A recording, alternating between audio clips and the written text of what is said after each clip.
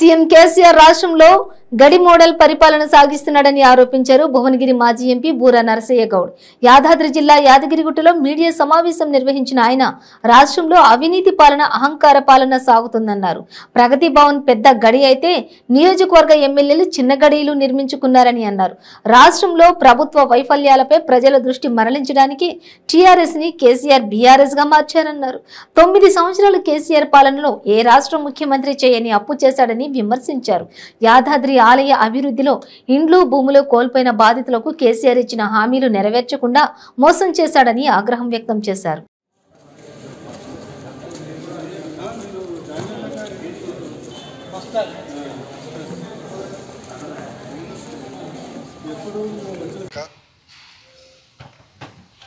నిరుద్యోగ భృతి కానీ, ఉద్యోగాలు కానీ, రుణమాఫీ కానీ, డబుల్ బెడ్రూమ్ హౌసెస్ కానీ, దళిత బంధు కానీ, ఎస్సీ సప్లాన్ కానీ, బీసీ సప్లాన్ కానీ, వీటన్నిటికీ జవాబు చెప్పలేక జీతాలు కూడా పేమెంట్ చేసే పరిస్థితి లేదు కాబట్టి, కట్టిన అప్పులకు వడ్డీ ఇచ్చే పరిస్థితి లేదు కాబట్టి, దీని నుంచి దృష్టి మళ్లించడానికి బీఆర్ఎస్ అనే కొత్త నాటకం మొదలుపెట్టారు. ఈరోజు ఆలేరులో సాక్షాత్తు మంత్రి గారే రోజు ₹1 కోటి వస్తుందని వారు చెప్పారు. దయచేసి ఇక్కడ 300 కుటుంబాలు ఆటోల మీద బతుకుతున్నాయి. మీరు యాదాద్రి టెంపుల్ కొరకు ఆ ఆటోలకు బదులు మీకు ఆటోలు నామోషిగా అనిపిస్తే మీరు పెద్దవాళ్ళు అయిపోయినారు కాబట్టి వాళ్ళకు సబ్సిడీ లోన్స్ ఇప్పియండి. వాళ్ళు 4 వీలర్స్ ట్రాన్స్పోర్ట్, అది మినీ ఆమ్ని వ్యాన్స్ కానీ ఇతర వ్యాన్స్ కానీ తీసుకుంటారు. అద్భుతంగా ఒక యాదాద్రికి టెంపుల్ సంబంధించినటువంటి పెయింటింగ్స్ చేసుకుంటారు. వాళ్ళ జీవనోపాధి అవుతుంది.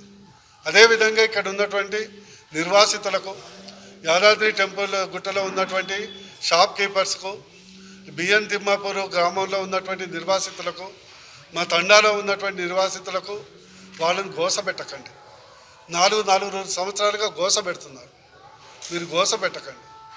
మీరు ఆలోచించండి. మీరు మంచిగా ప్రగతి భవన్లో నివాసం ఉంటున్నారు. మీకు మీద ఒక చెత్త లేకుంటే ఎంత దుర్భరంగా ఉంటుందో ఆలోచించండి. వాళ్ళ చట్టబద్ధంగా వచ్చే హక్కులు, నిర్వాసితులకు సంబంధించినటువంటిది R&R ప్యాకేజ్ వెంటనే మీరు చేయండి. లేని పక్షంలో పార్టీలకు అతీతంగా ఖచ్చితంగా మేము వాళ్ళ తరఫున పోరాడతాం. అవసరమైతే ప్రగతి భవన్లో వచ్చి ఈ నిర్వాసితులందరూ ఆ సమస్య పరిష్కారం వరకు 100% అక్కడే నివాసం ఉంటామని ఈ సందర్భంగా తెలియజేస్తాం.